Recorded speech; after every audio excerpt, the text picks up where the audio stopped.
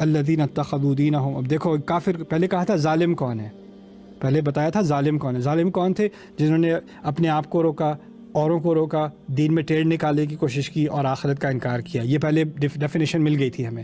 اب یہاں کہا ہے اللہ نے جنت کی یہ نعمتیں کافر پر حرام کی ہیں. پھر کافر کی ڈیفینیشن اگلی آیت میں دوبارہ آ رہی ہے، الذین اتخذوا دینہم لہوا ولعبا، جنہوں نے اپنے دین کو بس مزہ اور کھیل بنایا ہوا تھا، جنہوں نے اپنے دین کو کبھی سیریسلی لیا ہی نہیں، بس تنزیہ لیا، مذاق لیا، کبھی اس کو سیریسلی نہیں دیا. وغرتہم الحیات الدنیا، انہوں نے دنیا کی چیزوں کو ہی اپنا مقصد بنایا ہوا تھا، وہی ان کے لیے جنت تھی، وہی ان کا سارا مقصد تھا، اسی کا وہ رات دن ذکر کرتے تھے، اس کے علاوہ کسی اور سوچ میں وہ کبھی جاتے ہی نہیں تھے. فالیوم ننساہم، تو آج ہم نے انہیں بھلا دیا ہے، کما نسوا لقاء یومہم ھذا، اسی طرح جس طرح انہوں نے اس دن کے ملنے کی ملاقات کو بھلایا ہوا تھا.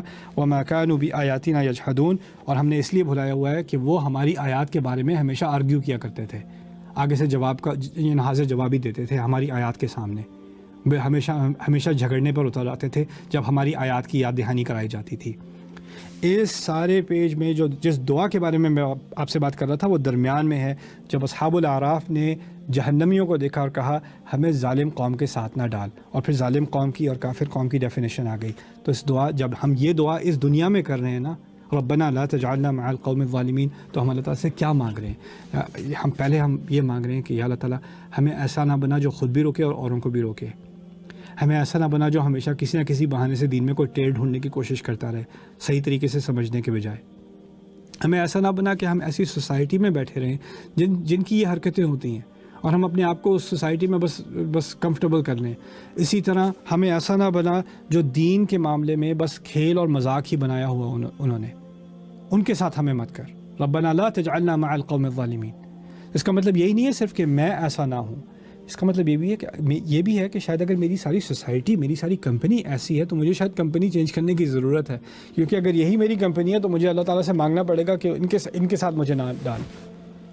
تو اسی لیے اور جگہ پر بھی ہے وَفِيكُمْ سَمَّاعُونَ لَهُمْ وَاللَّهُ عَلِيمٌ بِالظَّالِمِينَ، کچھ لوگ ہیں جو فتنہ کھڑا کر رہے ہیں اور تم بیٹھے ان کی یہ باتیں سنتے ہو، اور اللہ ظالموں کو جانتا ہے. ظالم اس آیت میں کون ہوئے؟ جو لوگ فتنہ شروع کر رہے ہیں اور جو لوگ فتنے کو بیٹھ کے سنتے رہتے ہیں. جو پیسو کمپنی ہے وہ بھی ظالموں میں شمار ہو گئے. تو اس لیے یہاں بھی نا جو لوگ اپنے دین کا مذاق بنائے ہوئے ہیں، ان کی کمپنی بھی، ان کو آپ نارملائز کر رہے ہو اپنی زندگی میں اور ان چیزوں کو بار بار سنتے رہتے ہو تو آپ کا اس پر اثر ہوگا. وغرتہم الحیات الدنیا، اور دنیا کی زندگی نے ان کو دھوکے میں ڈالے رکھا ہے. اگر آپ ایسے لوگ اگر دیکھیں، اگر آپ کی کمپنی میں ایسے لوگ ہیں جو ہر دفعہ جو بات ہوتی ہے مٹیریلسٹک بات ہوتی ہے، جو بات ہوتی ہے پیسوں کی ہوتی ہے، گاڑی کی ہوتی ہے، گھروں کی ہوتی ہے، ڈیکوریشنز کی ہوتی ہے، فیشن کی ہوتی ہے، موویز کی ہوتی ہے، یہ ساری مٹیریل چیزیں ہیں. ٹھیک ہے، ان کے بارے میں کسی حد تک بات کرنا تو ٹھیک ہے، انسان کی زندگی ہے، لیکن اگر ساری باتیں ہی یہی رہ گئی ہیں، کچھ اور ہے ہی نہیں، تو غرتہم الحیات الدنیا، تو بس دنیا کی زندگی نے انہیں دھوکے میں ڈالا ہوا ہے.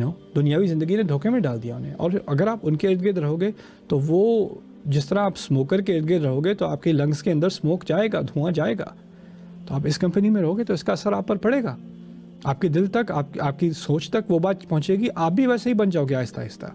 تو ہم نے جب یہ دعا کی ہے اور اس دعا کا اللہ نے ذکر کیا ہے آخرت کے دن، تو شاید اس کا فائدہ یہ ہے کہ ہم دنیا میں رہتے رہتے یہ بات سمجھ لیں کہ ایک طرف اللہ نے منظر دکھا دیا جہنم کا، ایک طرف منظر دکھا دیا جنت کا، اور بیچ میں کچھ لوگ پھنسے ہوئے ہیں. اور ابھی اس وقت قیامت کے دن نہیں، اس وقت میں بیچ میں ہوں، مجھے نہیں پتہ میں ادھر جا رہا ہوں یا ادھر جا رہا ہوں، تو مجھے ان کا سین دکھا کر اپنے بارے میں کچھ سکھا دیا. اور جو اس وقت جو دعا کرنے والی ہوگی وہ کیا ہوگی؟ لا تجعلنا مع القوم الظالمین. تو شاید اب میں زندہ ہوں، ابھی اس دنیا میں ہوں، تو مجھے اس دعا پر نہ صرف یہ اللہ سے مانگنی چاہیے پر اپنا محاسبہ کرنا چاہیے کہ واقعی میں ظالموں کے ساتھ تو ٹائم نہیں گزار رہا، اپنے آپ کو میں نے ظالموں کے ساتھ تو نہیں ایسوسیٹ کر لیا، ان کی حرکتیں اپنی حرکتیں تو نہیں بنا لی. اللہ ہمیں ظالموں سے نہ بنائے، ہمیں سے نہ بنائے، اور ان کی کمپنی سے ہمیں دور رکھے. ربنا لا تجعلنا مع القوم الظالمین. بارک اللہ لی ولکم فی القرآن الحکیم ونفعنی وإیاکم بالآیات والذکر الحکیم.